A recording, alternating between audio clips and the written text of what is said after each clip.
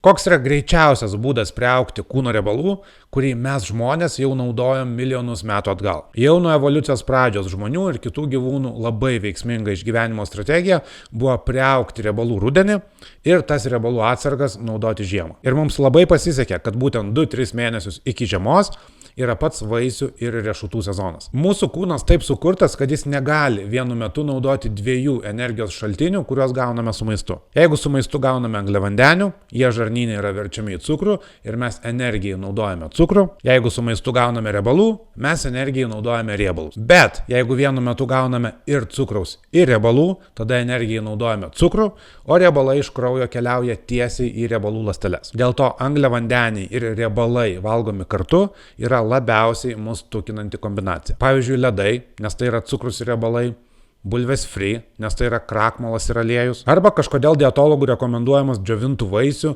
ir riešutų miksas, kuris naudingas nebent tada, jeigu norime kuo greičiau priaugti riebalų.